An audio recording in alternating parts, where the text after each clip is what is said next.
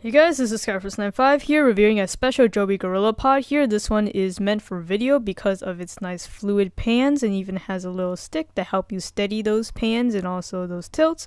Joby has a whole lineup of different size flexible travel tripods, but this particular model is geared towards smaller point-and-shoot cameras and smartphones.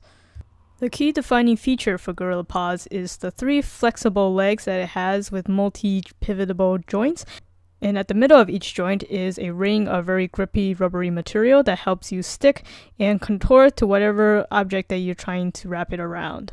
And at the very end, for this particular model anyway, it's actually a flat bottom that is magnetic, so you can stick it to any magnetic surface, which can come really handy to getting those very special shots. I was happy to find that the magnet is sufficiently strong. Sometimes I had a little bit trouble even removing it myself. Now moving on to the defining feature of this particular GorillaPod is the top fluid head. With a press of this blue button on the side, you can adjust the metal arm to your liking to any of the presetted locking places. Then you can pan and tilt to your heart's desire. As for the mounting plate, it's actually rather small. It's actually even smaller than its original counterpart, the GP1 that I have here in gray. For whatever reason, they chose to go with a smaller mounting plate, so it's not compatible. If you say lose this one, but you had a different Joby GorillaPod, you can't just interchange their mounting plates.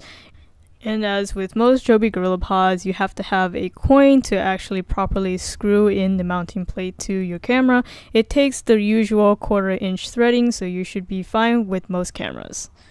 And for those of you who are wondering how am I going to attach my smartphone to this, well, you can buy an adapter. I'll put the link in the description. The one I have here is called Square Jellyfish. So it's a nice little adapter that you can screw onto the tripod and then you can easily clamp it onto your smartphone.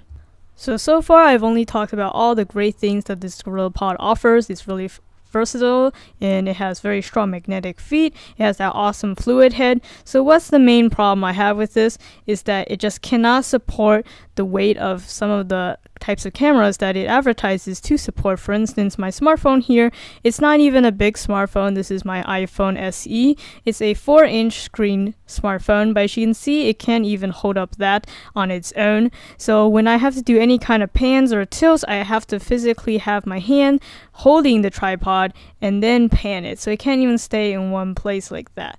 And then I tried it again with my point-and-shoot camera, my Canon PowerShot.